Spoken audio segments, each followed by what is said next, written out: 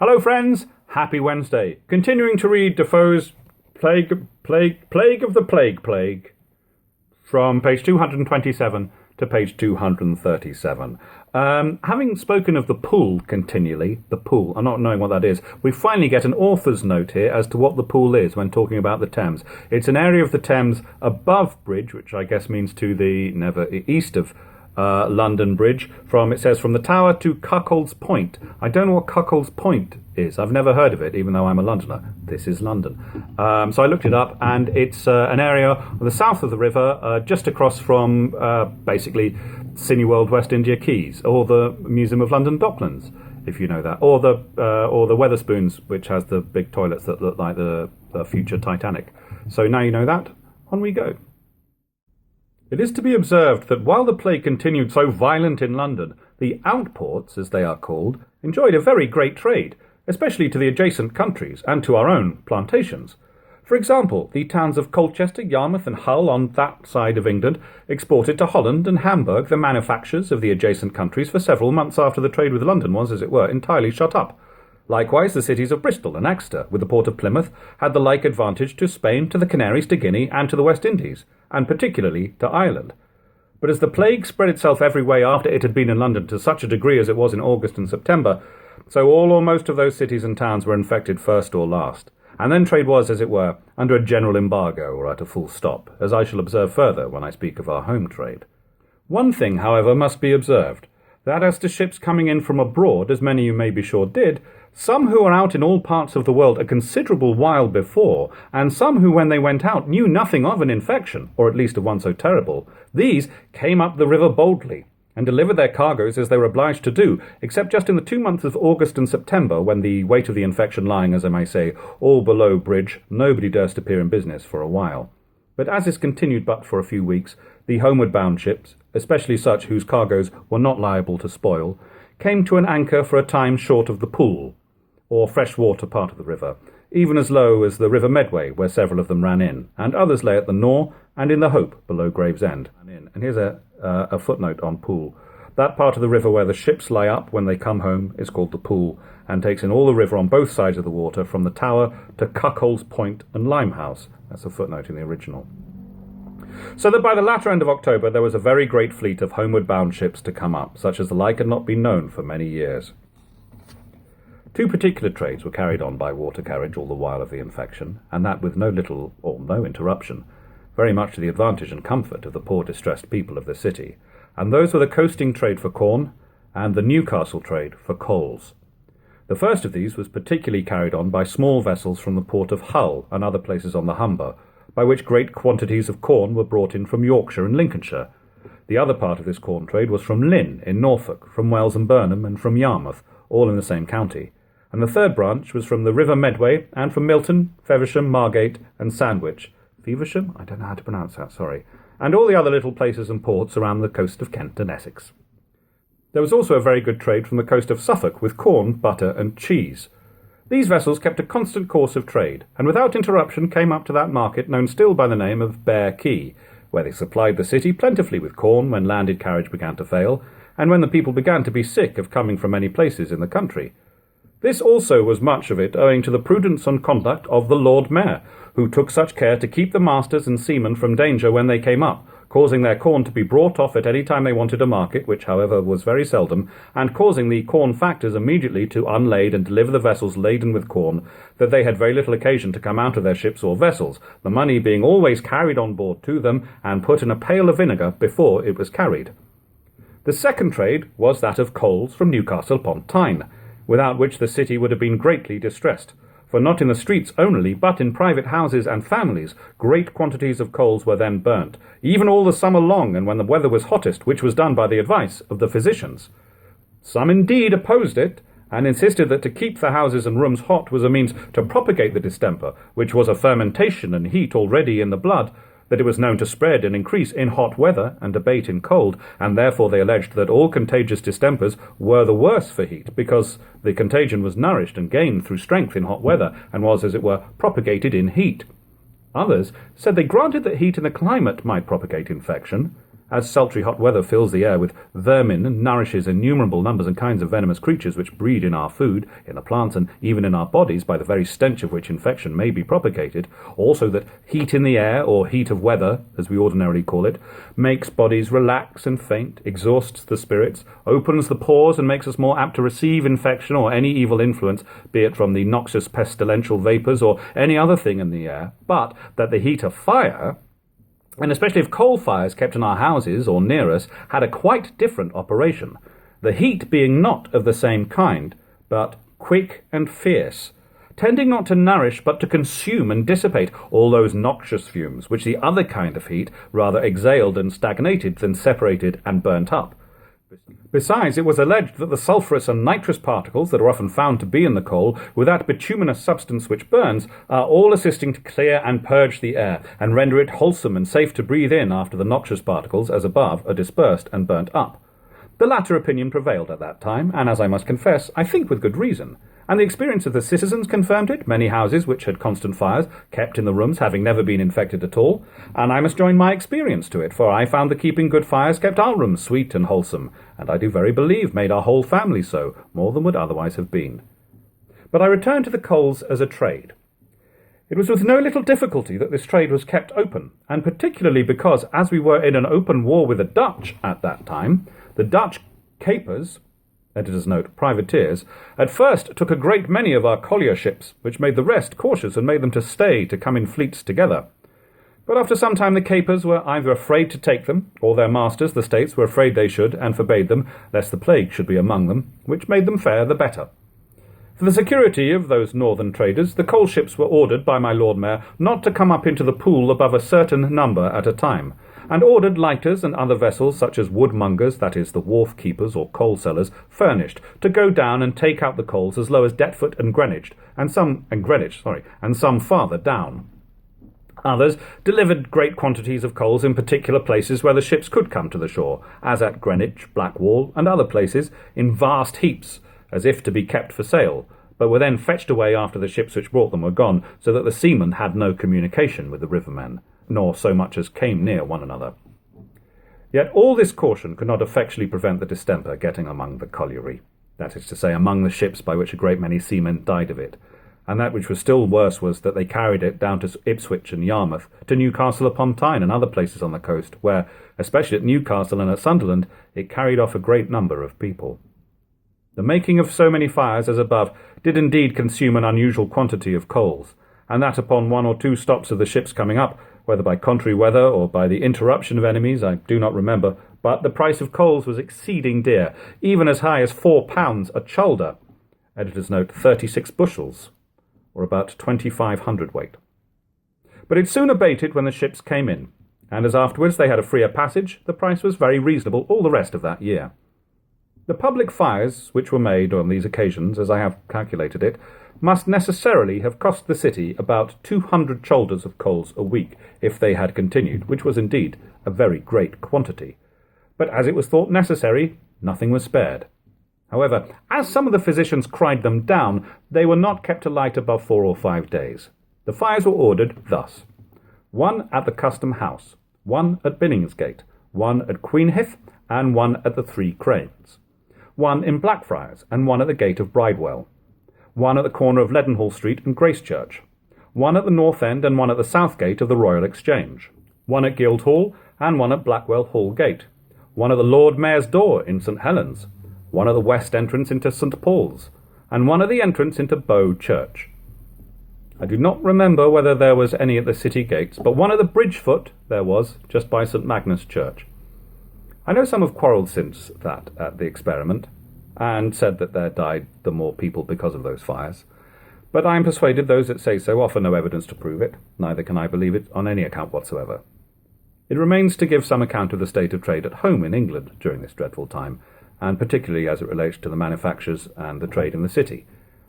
At the first breaking out of the infection there was, as it is easy to suppose, a very great fright among the people, and consequently a general stop of trade, except in provisions and necessaries of life. And even in those things, as there was a vast number of people fled, and a very great number always sick, besides the number which died, so there could not be above 2/3, if above 1/2, of the consumption and provisions in the city as used to be.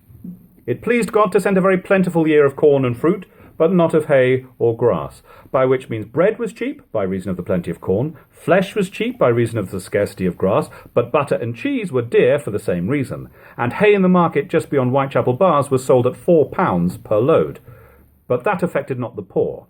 There was a most excessive plenty of all sorts of fruit, such as apples, pears, plums, cherries, grapes, and they were the cheaper because of the want of people, but this made the poor eat them to excess, and this brought them into fluxes, griping of the guts, surfeits, and the like, which often precipitated them into the plague.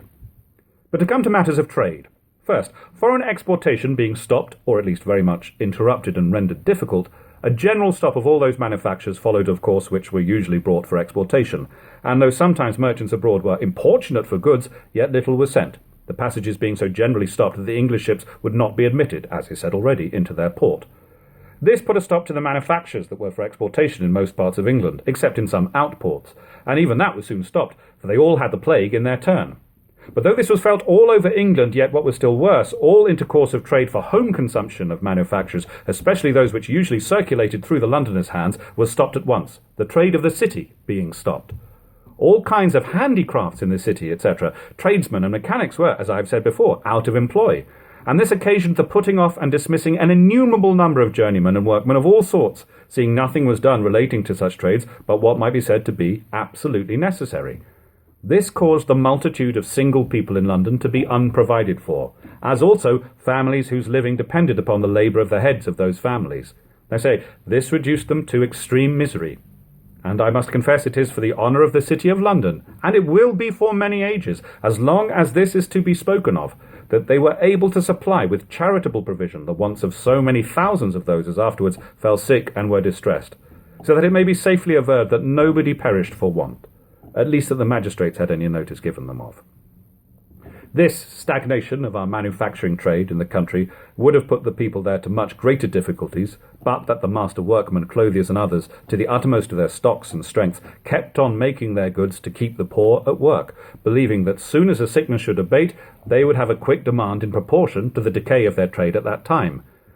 But as none but those masters that were rich could do thus, and that many were poor and not able, the manufacturing trade in England suffered greatly, and the poor were pinched all over England by the calamity of the city of London only.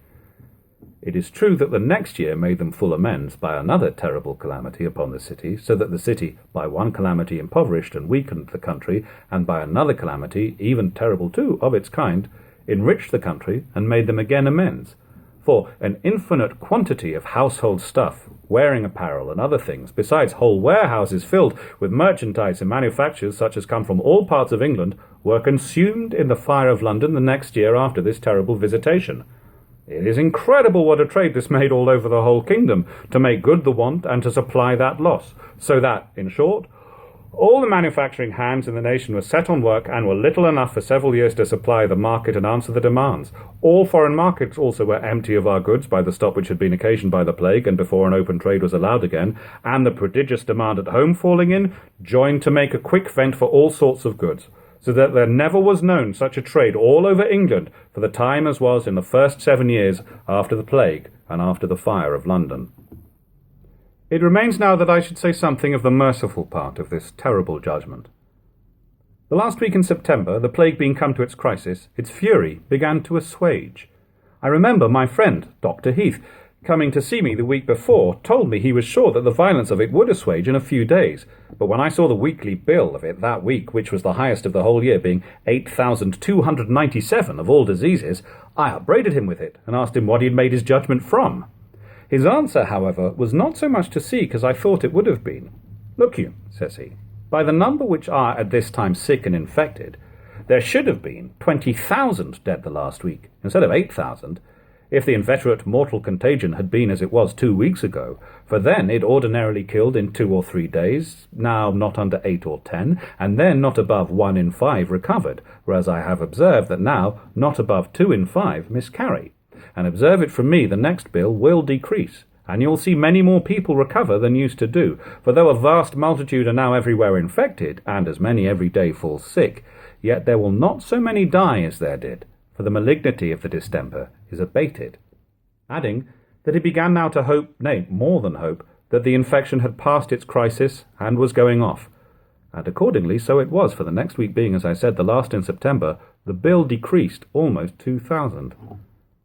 It is true, the plague was still at a frightful height, and the next bill was no less than 6,460, and the next to that, 5,720. But still, my friend's observation was just, and it did appear the people did recover faster, and more in number than they used to do. And indeed, if it had not been so, what had been the condition of the city of London? For according to my friend, there were not fewer than 60,000 people at that time infected,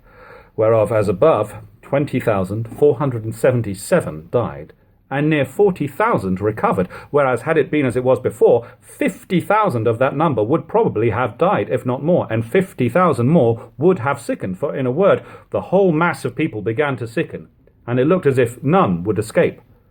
But this remark of my friend's appeared more evident in a few weeks more, for the decrease went on, and another week in October it decreased 1,843, so that the number dead of the plague was but 2,665, and the next week it decreased 1,413 more, and yet it was seen plainly that there was an abundance of people sick, nay, abundance more than ordinary, and abundance fell sick every day, but as above, the malignity of the disease abated. Such is the precipitant disposition of our people. Whether it is so or not all over the world, that's not my particular business to inquire. But I saw it apparently here, that as upon the first fright of the infection they shunned one another, and fled from one another's houses and from the city with an unaccountable, and as I thought unnecessary fright, so now, upon this notion spreading, viz. That the distemper was not so catching as formerly, and that if it was catched it was not so mortal, and seeing abundance of people who really fell sick recover again daily, they took such a precipitant courage, and grew so entirely regardless of themselves and of the infection, that they made no more of the plague than of an ordinary fever, nor indeed so much. They not only went boldly into company with those who had tumours and carbuncles upon them that were running, and consequently contagious, but ate and drank with them, nay, into their houses to visit them, and even, as I was told, into their very chambers where they lay sick. This I could not see rational. My friend Dr. Heath allowed, and it was plain to experience, that the distemper was as catching as ever, and as many fell sick. But only he alleged that so many of those that fell sick did not die. But I think that while many did die, and that at best the distemper itself was very terrible, the sores and swellings very tormenting, and the danger of death not left out of the circumstances of sickness, though not so frequent as before, all those things together with the exceeding tediousness of the cure, the loathsomeness of the disease, and many other articles, were enough to deter any man living from a dangerous mixture with the sick people, and make them as anxious almost to avoid the infections as before. Nay, there was another thing which made the mere catching of the distemper frightful, and that was the terrible burning of the caustics which the surgeons laid on the swellings to bring them to break and to run, without which the danger of death was very great even to the last. Also the insufferable torment of the swellings, which, though it might not make people raving and distracted as they were before, and as I have given several instances of already, yet they put the patient to inexpressible torment, and those that fell into it, though they did escape with life,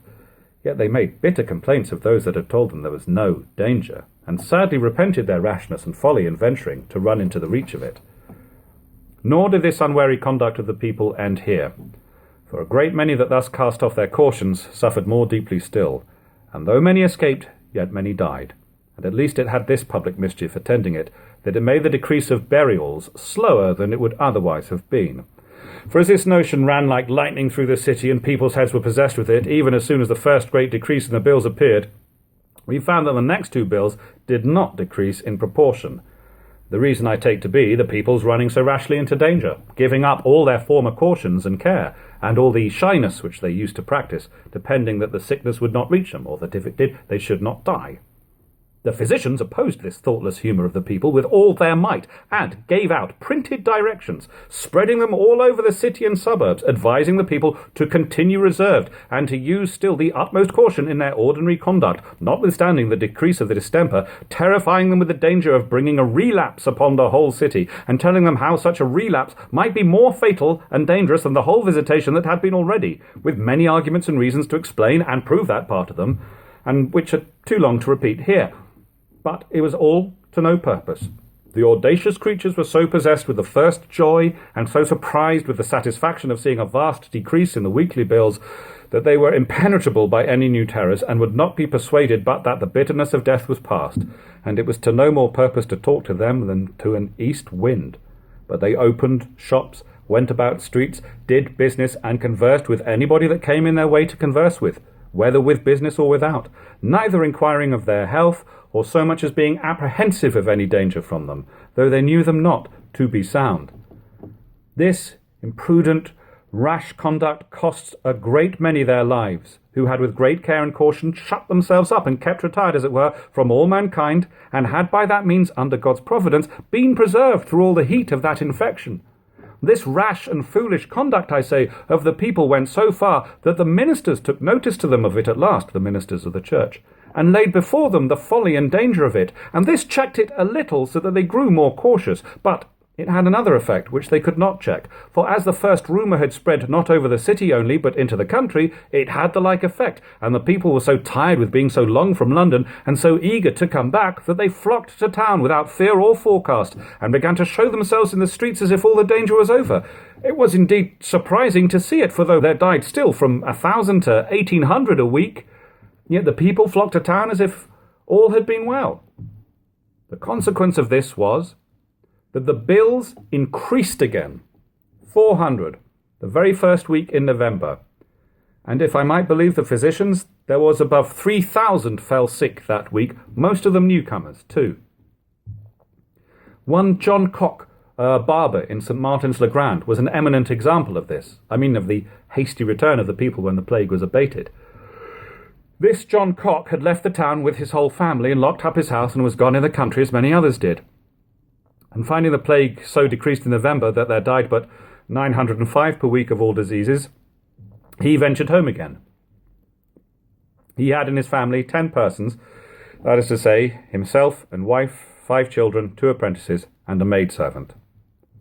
He had not returned to his house above a week, and began to open his shop and carry on his trade,